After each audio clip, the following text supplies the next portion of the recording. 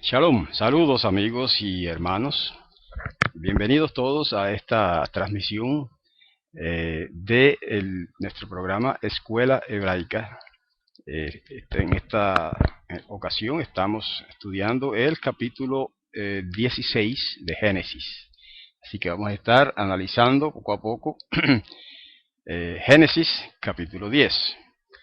Y dice así, sí, como ya ustedes saben, siempre nos detenemos al leer un verso, a veces al leer una sola frase o un par de palabras de algunos versos nos detenemos para comenzar, para comentar, ¿verdad? Entonces, pues, tenemos unos cuantos comentarios importantes de el rabino Marcos Ederi, que es el autor de este libro que usamos como base, ¿verdad?, de nuestros comentarios, en nuestro estudio, y otros que aportamos nosotros. Bueno, empezamos en el verso 1 del capítulo 16 de Génesis, que dice: Pero Sarai, esposa de Abraham, no había parido para él, mas ella tenía una sierva egipcia que se llamaba Hagar. Ya aquí hay que detenerse a comentar un par de cositas. Primero, el nombre Sarai. Sarai. Fíjense que decimos Sarai y no Sarai, como dice mucha gente, basado, ¿verdad?, en algunas traducciones españolas que lo escriben Sarai. Pero Sarai es como se dice en hebreo, porque esa terminación es un diptongo. De hecho, en la clase de hebreo de hoy vamos a precisamente a estudiar los diptongos hebreos. Entonces, AI es un diptongo hebreo. O sea, la AI, esa terminación en AI es un diptongo hebreo. Y en español también. Así que es Sarai que se dice. Entonces dice que Sarai era esposa de Abraham. Pero eso ya lo sabíamos. Lo que no, aunque se ha mencionado sí antes, pero lo que quiere recalcar aquí no es que Sarai sea la esposa de Abraham, es que Sarai no había parido para él, como traduce el rabino aquí literalmente, ¿verdad? Una literalidad extrema a veces. No había parido para él, o sea, no le había dado hijos. Mas ella dice, tenía una sierva egipcia que se llamaba Hagar. Fíjese que tan pronto menciona que Sarai no le había parido hijos a Abraham, inmediatamente menciona que ella tenía una sierva egipcia que se llamaba Hagar. ¿Por qué la menciona así de inmediato, de súbito? Porque esas dos mujeres son las protagonistas de esta historia, ¿verdad?, del capítulo 16. ¿Okay? Aparte de Abraham, ¿verdad?, las protagonistas de este relato son estas dos mujeres, Sarai, la hebrea, y Hagar, la egipcia. Entonces el verso 2 sigue diciendo, dijo Sarai a Abraham, he aquí que ahora Yahweh me ha impedido parir. Vamos a detenernos ahí un momento.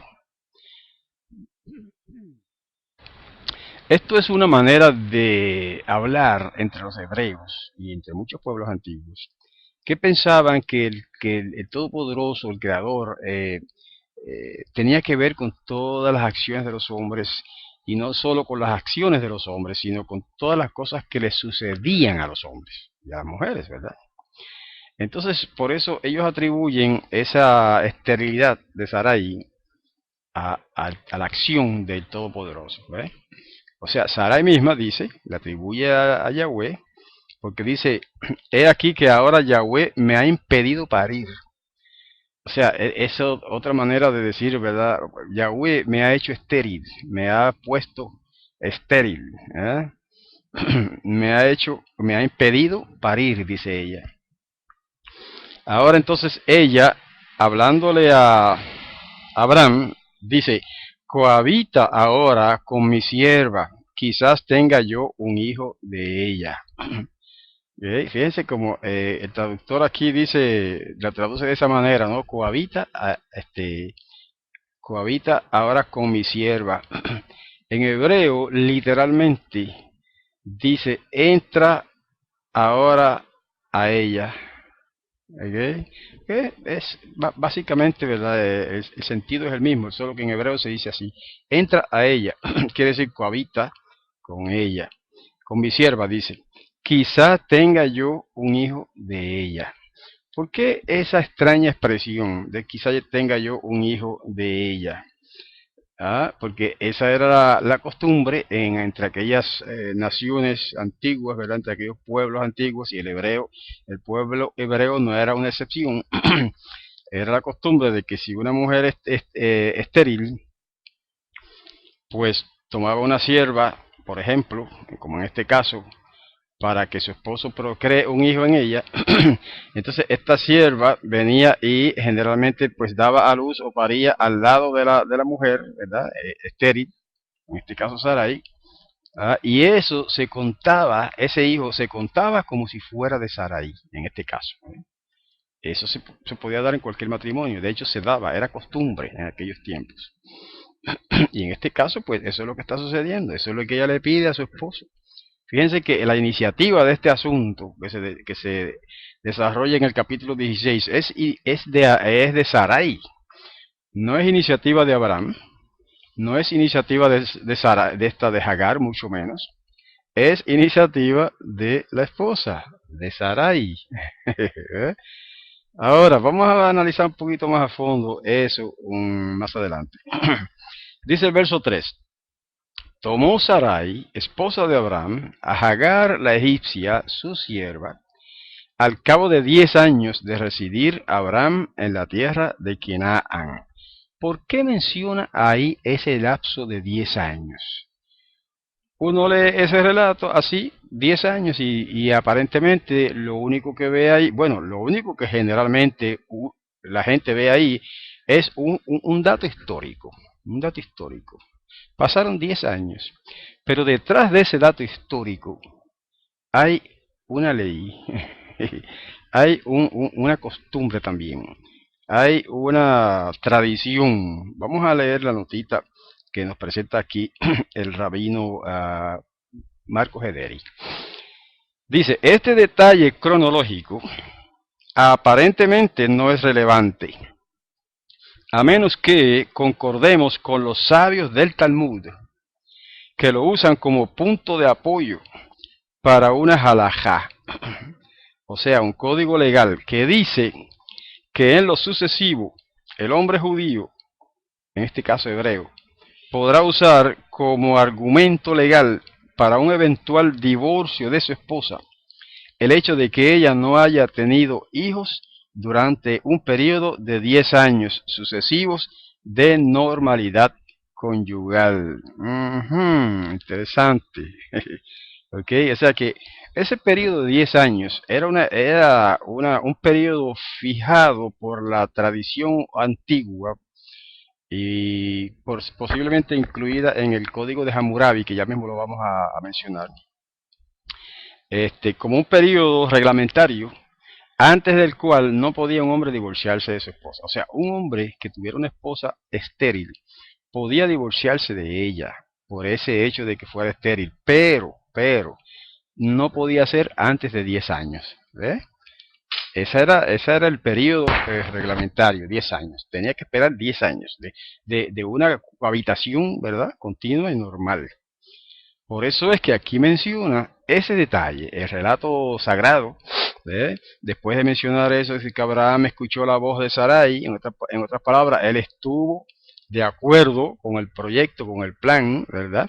De que Hagar fuera su mujer de Abraham y ese hijo que se procreara se contara como hijo de Sarai. Ese era el plan, ese era el proyecto.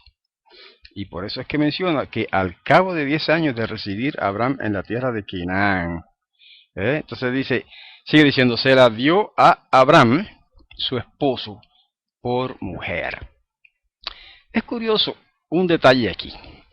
En el verso 1 dice Sarai, esposa de Abraham, y ahí usa la palabra Isha, ¿verdad?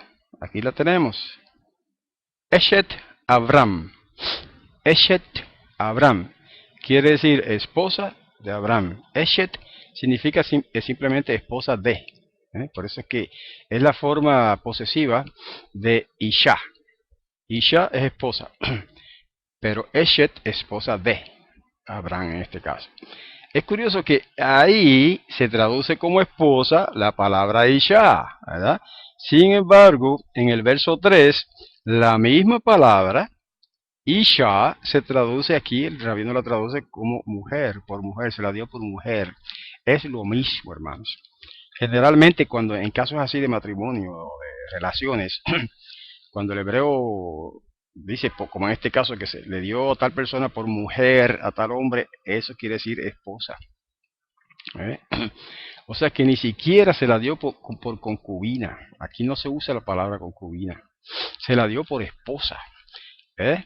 Entonces, miren el comentario que hace aquí el rabino Ederi sobre este detallito, donde dice, se la dio pues a Abraham, su esposo, por mujer. Dice, nótese que a pesar de que la poligamia era norma legal en aquella época, el verso insinúa que Sarai cuida el vínculo esposo-esposa y el afecto derivado de esta relación. Tal vez por eso Sarai ofrece a Hagar a su esposo para que sea esta última su esposa y no su concubina. Interesante. Imagen esta difundida a la sazón, lo que denota la ética de Sarai y el respeto que profesa por su esposo. Mira qué cosa. Es un relato que hoy día se considera algo torcido. Como aquí los sabios hebraicos sacan o perciben, extraen de este relato incluso unos principios de moral y de ética. Porque esta mujer, Sarai, muestra respeto a su esposo, ofreciéndole a esta muchacha, a esta esclava, a su esposo como esposa, no como concubina. Eso era una señal de respeto. Y en aquellos tiempos esa era la costumbre, hermanos. ¿Por qué esa era la costumbre en aquellos tiempos? Eso es lo que yo quiero ampliar un poquito ahora, un poquitito más.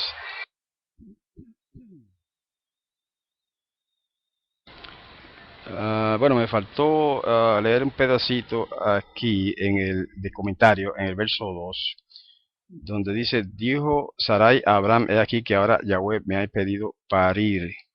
Okay, no, donde dice, cohabita ahora con mi sierva, quizás tenga yo un hijo suyo.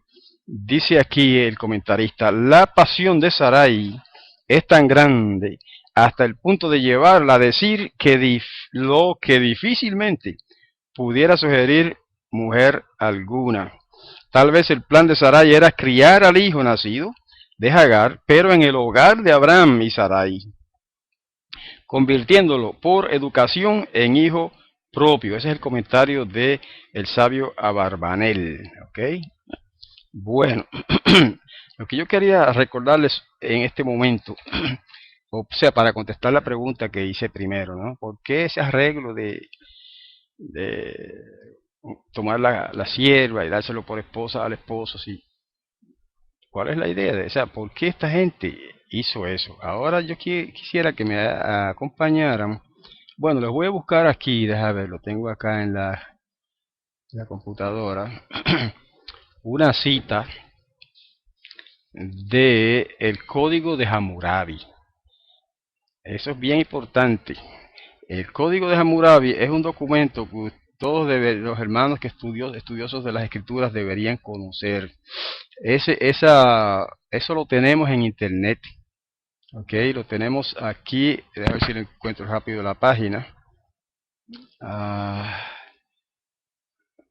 bueno, está sí, lo encontré. Deja ver si les copio. Le voy a tratar de copiar para los que están presentes, ¿verdad? Los que están escuchando la grabación, pues no lo van a poder ver. Pero los que están presentes acá van a poder ver la cita o lo que llaman el link, ¿no? El enlace.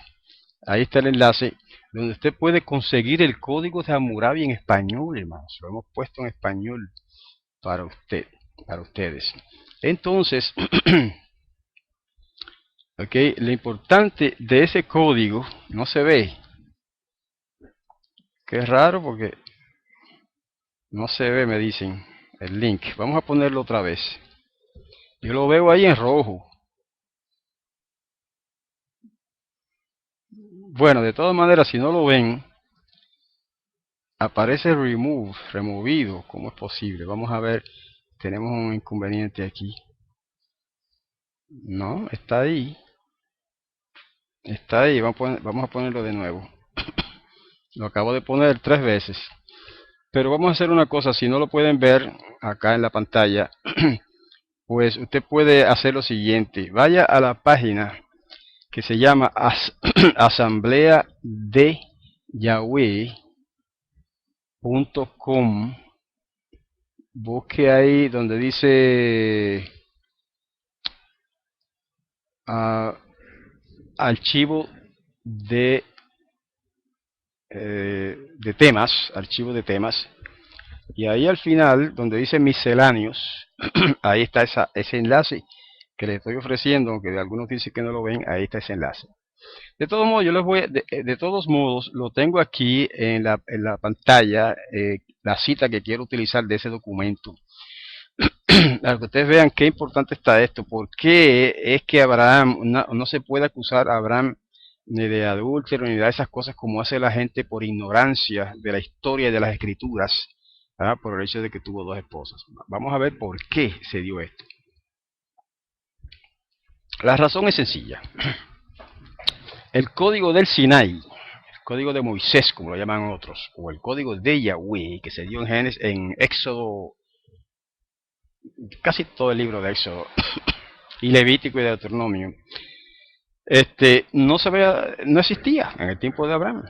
Aunque tampoco ese código prohibió estos asuntos, ¿verdad? Lo que estamos estudiando. Pero de todas maneras, en el tiempo de Abraham, hermanos, todo ese mundo conocido de entonces vivía bajo el código de Hammurabi.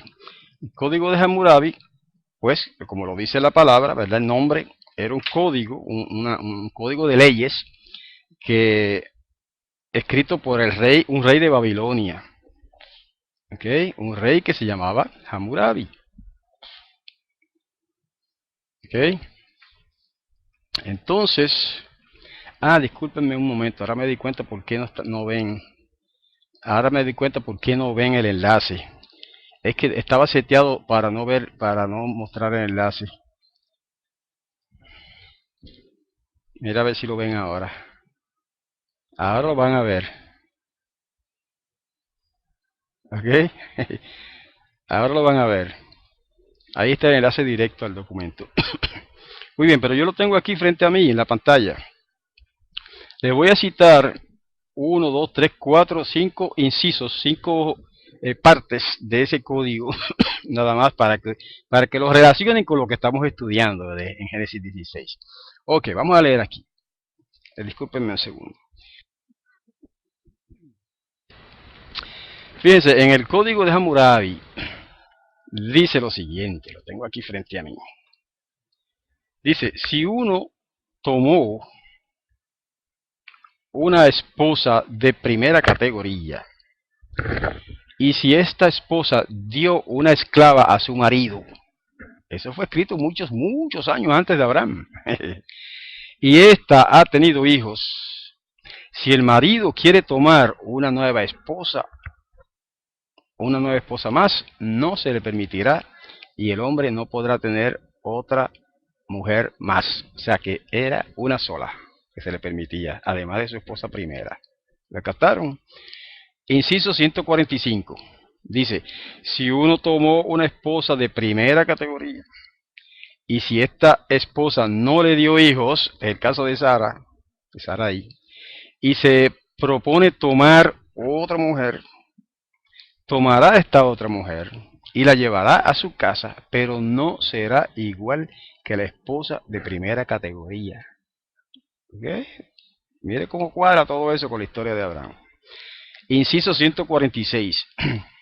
Si uno tomó una esposa de primera categoría y ella dio una esclava a su marido, y si la esclava tuvo hijos, si luego esta esclava es elevada en el aprecio del esposo a igual categoría que la patrona por haber tenido hijos, su patrona no la venderá, la marcará y la tendrá entre sus esclavas. No la podía vender. Inciso 147.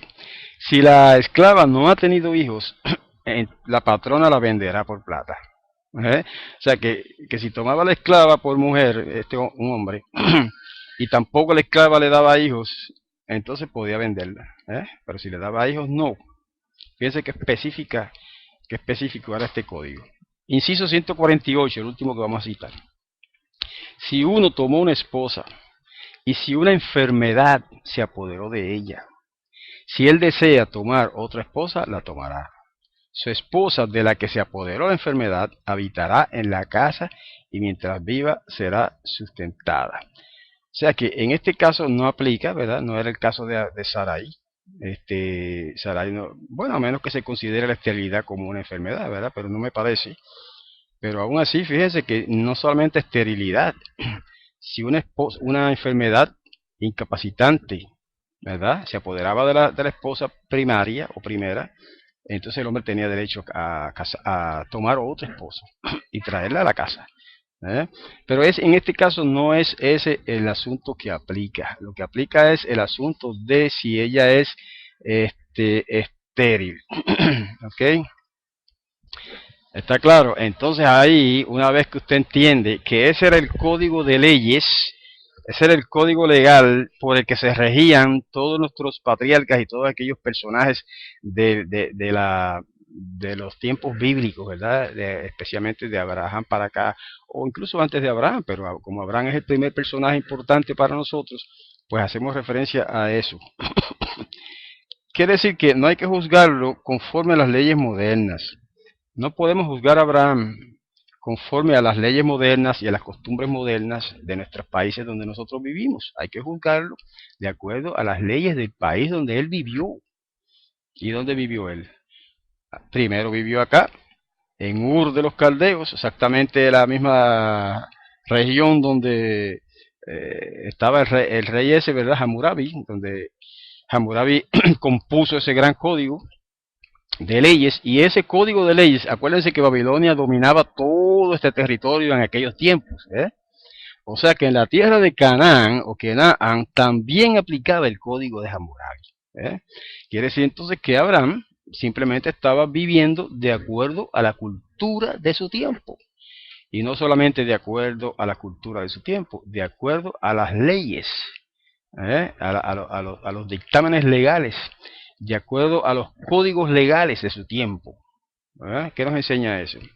Eso nos enseña que nosotros, pues que está bien que vivamos, o debemos más bien vivir en armonía con los códigos de leyes de los países donde vivimos, siempre que esos códigos, esas leyes no contradigan la Torá revelada por Yahweh a su pueblo. Esa es la única diferencia.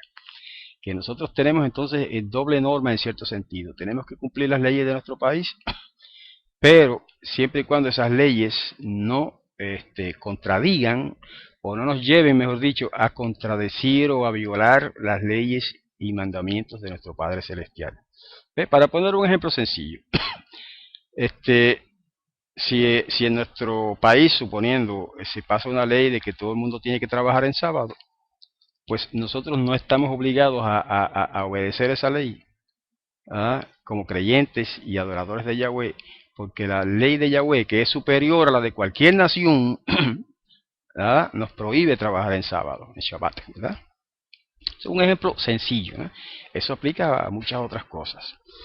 Bueno, nos detuvimos un poquito ahí en ese análisis porque eso tiene muchísimo que ver con la historia que estamos analizando, ¿verdad? De Abraham, el capítulo 16 de Génesis. Que por esa razón es que este hombre, mejor dicho, esta mujer, porque no fue idea de él, por eso fue que esta mujer, Sarai, se le ocurre la idea de darle su sierva Hagar como esposa a Abraham para tener un hijo de ella, porque eso era lo que estipulaba el código de Hammurabi. O sea que ellos no estaban violando nada. Bueno, ahora sigue diciendo el verso 4. Cohabitó él, se refiere a Abraham, cohabitó él con Hagar y ella quedó encinta. Viendo ella que estaba encinta, perdió su ama estima a sus ojos. Ahí vino el primer error de Hagar. Perdió su ama estima a sus ojos. Eso es o sea, una manera como muy, no sé, muy dando rodeos, ¿no? De decir que le perdió el respeto. ¿eh?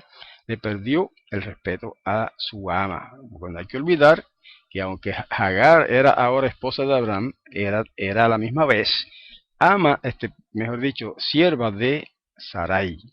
Sarai era su ama. Ese estatus no cambiaba. O sea, el hecho de que la sierva subiera al estatus de esposa no cancelaba su estatus de sierva. Eso es importante entenderlo también. Ella siguió siendo sierva de Sarai. Fíjense el verso 5. Dijo Sarai a Abraham, la injusticia que sufro recae sobre ti. ¿Por qué? Ella le echa la culpa a Abraham de la injusticia que estaba sufriendo por la falta de respeto de su ama, de su sierva, mejor dicho. Eso fue un error de Sarai. ¿Okay? Abraham no tenía culpa de la falta de respeto de Hagar hacia Sarai. La única culpable ahí era Hagar. Pero ella le echó la culpa a Abraham. Dice, la injusticia que sufro recae sobre ti. Eso es otra manera de decir, tú eres culpable de eso.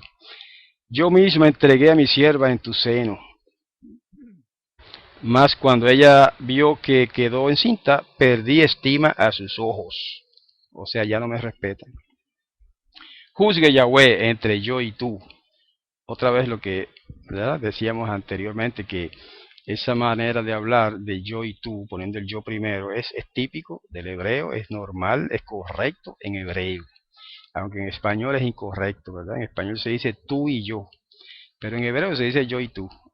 Y de hecho todavía algunas personas campesinas acá en nuestros países dicen yo y tú también. Bueno, verso 6 dice, dijo Abraham a Sarai, he aquí tu sierva está en tus manos, haz a ella lo bueno ante tus ojos. O sea, haz como tú creas. Ella es tu sierva, ella está en tus manos. No tienes por qué decírmelo a mí, no tienes por qué echarme la culpa.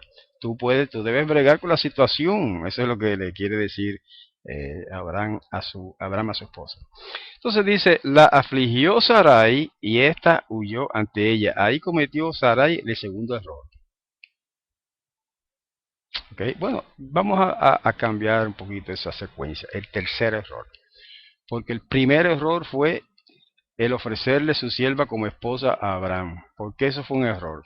Porque Yahweh le había prometido que ella tendría hijos. Ella, no su sierva. Así que al ella tramar ese asunto con Hagar y Abraham, ese fue un error. Falta de fe también. Segundo error, echarle la culpa a Abraham, ¿verdad? Como ya vimos en el verso 5. Y tercer error, que se puso entonces ella, Sarai, a afligir a, a su sierva Hagar. Pues la afligió, dice aquí. Eso quiere decir que la molestaba, la hostigaba. Entonces ahí se viraron los papeles. Primero la sierva Hagar, quizá hostigaba o por lo menos se burlaba de su ama. Me lo imagino diciendo, ahora yo tengo hijos y tú no tienes. Pero en este caso la palabra es más fuerte. Dice que la afligió. Sarai empezó a afligirla, a hostigarla, a molestarla. Y dice que ésta huyó de ante ella. Ese fue un error también de Hagar. Vemos aquí que hay muchos errores envueltos en todo esto. La encontró, el verso 7. La encontró el enviado de Yahweh. Aquí el rabino Mordejai traduce enviado, la palabra hebrea malach. En hebreo dice malach Yahweh, que generalmente se traduce como el ángel de Yahweh. Pero no necesariamente era un ángel del cielo. Lo que significa la palabra malach es un mensajero, un enviado. ¿Ve? Puede ser un ángel celestial, ok, puede ser un enviado celestial, pero puede ser un enviado humano también, ok. Puede haber sido un hombre enviado por Yahweh. La cosa es que el enviado de Yahweh la encontró a la vera del manantial de agua en el desierto. Ella huyó y en aquel desierto pues se refugió por un tiempo allí junto a aquel manantial. Sigue diciendo, a la vera del manantial que está en el camino de Shur. Verso 8. Dijo Hagar, sierva de Sarai. Fíjense como ahora otra vez, a pesar de que ya era esposa de Abraham, Hagar, todavía la llama sierva de Sarai. Dijo Hagar, sierva de Sarai, ¿de dónde vienes? Perdón, dijo el mensajero a Hagar, Hagar, sierva de Sarai, ¿de dónde vienes? ¿Y hacia dónde habrás de ir? Dijo ella, de ante Sarai mi ama, estoy huyendo. Dijo a ella el enviado de Yahweh, retorna a tu ama y sométete ante su dominio. Mira qué curioso, qué curiosa esa orden, ¿verdad? De este mensajero de Yahweh. La retorna a tu ama y sométete ante su dominio. ¿Por qué el ángel o el mensajero, sea un ángel celestial o sea un mensajero humano, como quiera que sea, por qué le da ese consejo? ¿No hubiera sido mejor aprovechar esa libertad y decirle, pues sigue por ahí, sigue tu camino y aprovecha tu libertad? No podía haber hecho eso. Eso hubiera sido una violación porque Hagar había violado una ley y una costumbre de aquellos tiempos, ¿verdad? Los esclavos no podían, no tenían derecho de escapar de sus amos. ¿Ve? Había otras provisiones para obtener libertad. Se podía incluso a veces comprar la libertad, pero ella no, ella cometió el error de escapar. Y sin embargo, el ángel, el mensajero de Yahweh, le aconseja que vuelva donde su ama. ¿Por qué le da ese consejo? Aparte de que fue incorrecto lo que hizo, aparte de que Hagar estaba violando si no una ley, por lo menos una costumbre, ¿verdad? Una tradición en la relación esclavo-amo. Además de eso, comentan aquí los sabios del Talmud que eso lo hizo, ese consejo iba encaminado a la protección del niño principalmente. Fíjense que esta mujer estaba en un desierto, sola, escapada, era esclava, egipcia, lo más probable que era negra, porque los egipcios eran, en aquel tiempo al menos, eran negros. Menciono eso porque otras tribus por allí que fueran blancas podrían haber, digamos, podrían haber tenido algún prejuicio, ¿verdad?, contra ella, algún prejuicio racial y podrían haberle hecho daño. En otras palabras, ella estaba en desventaja socialmente para andar por ese desierto. Aparte del peligro que implica que una mujer sola en un desierto siempre está en peligro. Aparte de que esta no era simplemente una mujer sola, era una mujer encinta. ¿Ah? De manera que el peligro era grande. Por lo tanto, el consejo que le dio este mensajero de Yahweh fue sabio, fue correcto, ¿verdad? Le dijo, retorna a tu ama y sométete ante su dominio.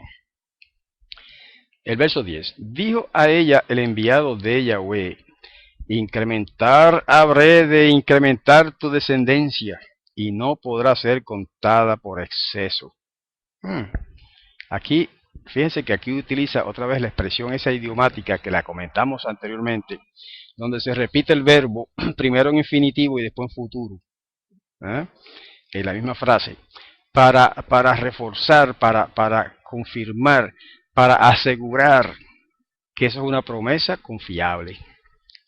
Entonces no lo dice simplemente incrementaré tu descendencia, dice incrementaré tu descendencia. O como traduce el rabino aquí, habré de incrementar tu descendencia y no podrá ser contada por exceso. Verso 11. Dijo a ella el enviado de Yahweh, he aquí que estás encinta y parirás un hijo, llamarás su nombre Ishmael, pues escuchó Yahweh tu aflicción. Ok, interesante. ¿Quién le dio nombre a ese niño? El mensajero de Yahweh. No le dio nombre a Abraham, no le dio nombre Sarai, no le dio nombre Hagar, le dio nombre Yahweh a través de su mensajero, obviamente. Porque este mensajero estaba hablando de parte de Yahweh. No es que él era Yahweh, pero él estaba hablando de parte de él, era la boca de Yahweh en ese momento. Y él fue el que le puso nombre a ese niño antes de que naciera. Lo llamó Ismael. ¿Qué significa ese nombre, Ismael? A ver.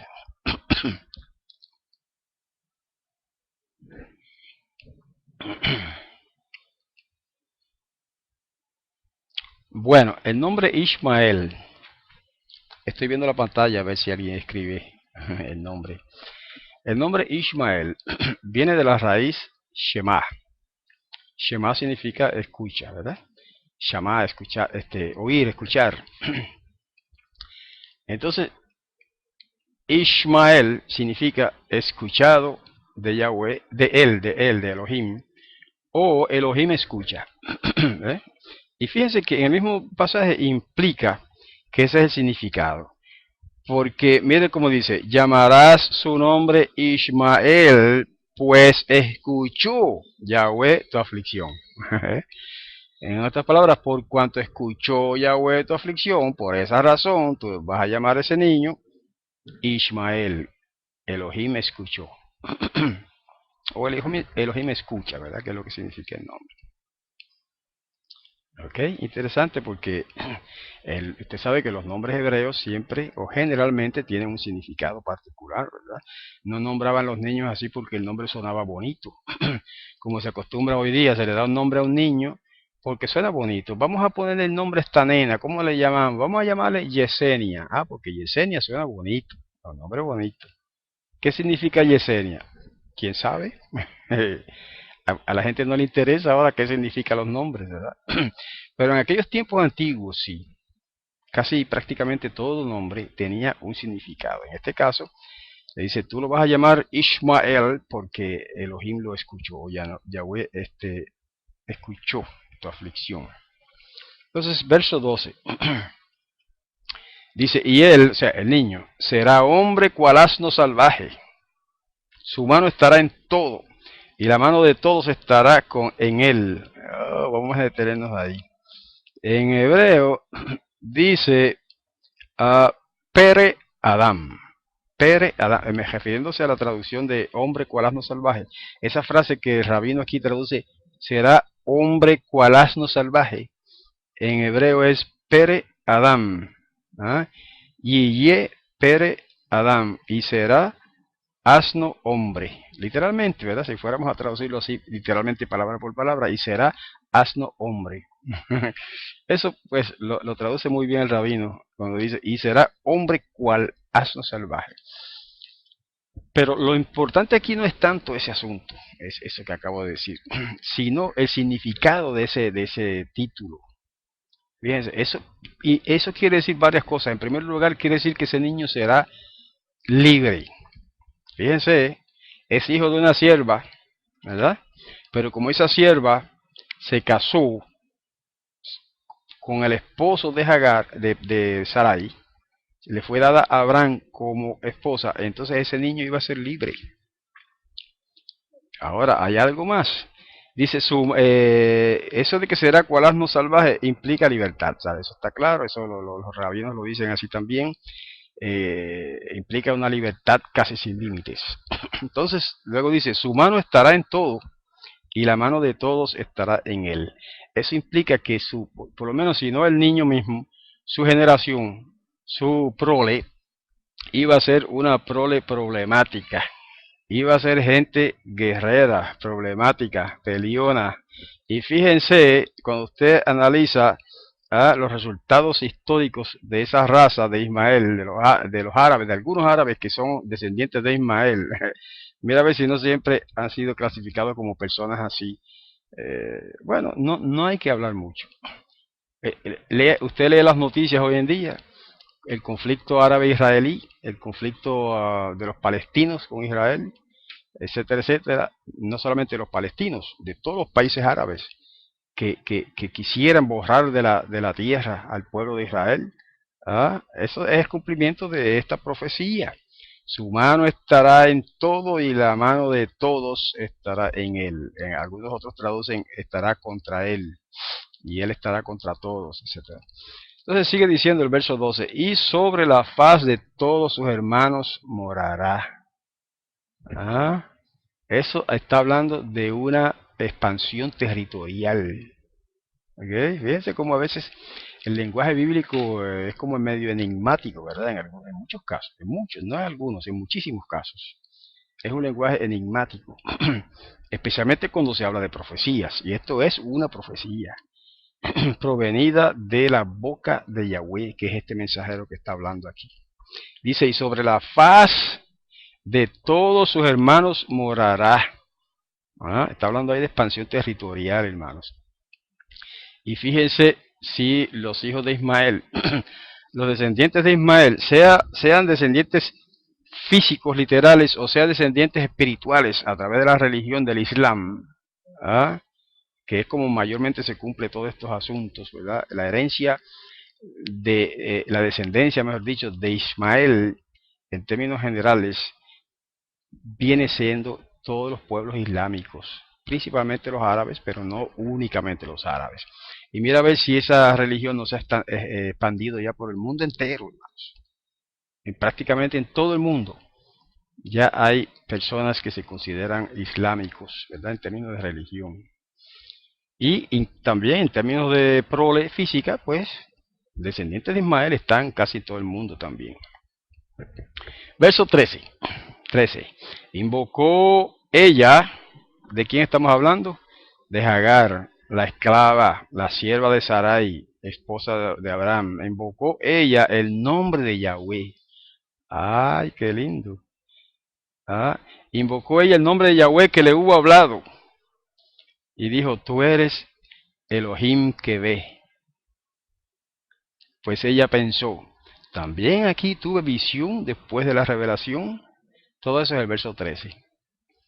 Pero ¿de dónde aprendió Hagar, la egipcia, el nombre de Yahweh? Porque ahí dice que invocó el nombre de Yahweh. ¿De dónde lo aprendió? Obviamente, de Abraham, ¿verdad?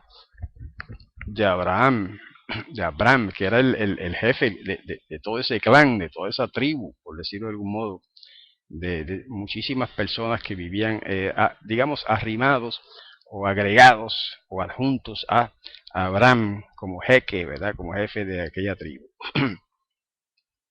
Y Abraham, ustedes saben, ya lo mencionamos la vez pasada, donde quiera que iba, edificaba un altar e invocaba, dice el texto sagrado, invocaba el nombre de Yahweh. Y eso de que lo invocaba no significa simplemente de que lo llamaba, ¿verdad? Y lo pronunciaba, sino que también lo enseñaba a otras personas. Ya habíamos hablado de eso antes. Por eso esta sierva pues conocía el nombre de Yahweh y lo invocó, en este caso de apuro, ¿verdad? Dice, tú eres Elohim que ve. Verso 14. Por ello, él llamó al pozo Be'er Lahai-Roi, o Be'er Lahai-Roi, pozo que significa pozo del viviente que me ve. Be'er, aquí no da la traducción, el rabino no da la traducción, lo pone así en hebreo. Por eso él, y ese él, déjeme decirle que se refiere a Abraham. Eso es un fragmento, el verso 14 es un fragmento un poquito anacrónico. O bueno, quizás no anacrónico, vamos a decir por adelantado. Anacrónico sí, en un sentido adelantado. O sea, ese que dice, ese llamar a ese pozo de esa manera sucedió después. No fue en ese mismo momento, ¿verdad? Abraham no estaba ahí en ese momento. Solamente estaba Hagar solita, ¿verdad? Y el mensajero de Yahweh. Entonces cuando dice el verso 14, por eso él se refiere a Abraham. Llamó al pozo Be'er Lahai-Roi, que significa pozo del viviente que me ve, que está situado entre Kadesh y Bared. Entonces el verso 15 es un salto de 9 meses, mínimo, porque dependiendo, ¿verdad?, de algunas cositas, pero pues generalmente en un lapso de 9 meses salta del verso 14 al 15. Porque el verso 15 dice, parió Hagar a Abraham un hijo. Llamó a Abraham el nombre de su hijo que parió Hagar, Ismael. Ajá. ¿Y cómo sabía Abraham que debía ponerle a su hijo el nombre de Ismael? Obvio, porque Hagar se lo dijo.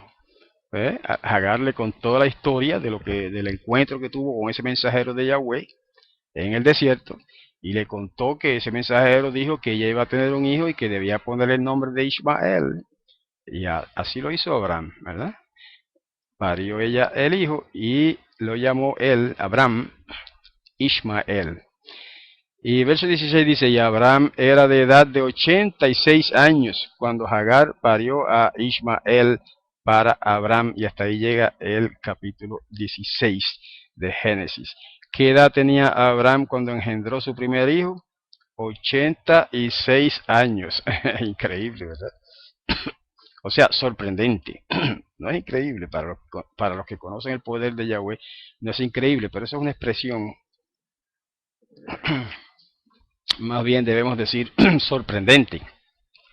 Que un hombre a los 86 años sea capaz de engendrar un hijo. Bueno, pues hoy día eso es muy raro, ¿verdad? En aquellos tiempos no era tan raro eso. Así que este pasaje, capítulo 16 de Génesis, tiene ya unas cuantas, es cortito, un pasaje bastante corto, tiene unas cuantas lecciones que hemos tratado de extraer de ese capítulo, ¿verdad? Para ayudarnos a profundizar un poquito más en el conocimiento de la Torá. En primer lugar, es importante que hayamos entendido esto, o que lo entendamos un poco mejor, los que no lo han entendido todavía, para no juzgar a Abraham o Abraham de una manera incorrecta. Porque yo he oído personas, incluso cristianos, diciendo que Abraham era adúltero. Porque tenía dos mujeres. Y lo mismo dicen de Jacobo, de Jacoba. No, eso muestra ignorancia, hermanos. Eso muestra ignorancia de la Torá en primer lugar, y muestra ignorancia de los entornos históricos en los que se desarrollaron esos relatos bíblicos, y demuestra ignorancia de las leyes antiguas, de las culturas antiguas en las que se desarrollaron estos personajes, ¿verdad? Estos patriarcas. Abraham no era norteamericano, no era peruano, no era uruguayo, no era argentino, no era puertorriqueño. Así que no lo podemos juzgar de acuerdo a las leyes de nuestros países. Tenemos que juzgarlo de acuerdo a las leyes del país donde él vivió. Vivió primero en Ur, en Caldea, toda esta región, después vivió en Harán, y después vivió acá en la tierra de Canaán. Y todas esas tierras estaban gobernadas por el código de Hammurabi, como ya habíamos dicho antes. Así que espero que hayan sacado un poquito de provecho, pues, de estas citas y de estas relaciones que hacemos de la escritura con el código de Hammurabi, en este caso, que nos ayuda a entender un poquito mejor las escrituras hebreas. Así que con esto damos fin al estudio de hoy de la Torá, Génesis capítulo 16. Les invitamos próximamente a sintonizarnos de nuevo para estudiar el capítulo 17 de Génesis, que es muy interesante también. Pero eso no va a ser el próximo viernes, porque el próximo viernes es 30 de septiembre y es día de las trompetas, la fiesta de las trompetas, Yom Teruah, fiesta del día de la aclamación, etcétera. Y vamos a estar celebrando viernes por la noche un servicio especial.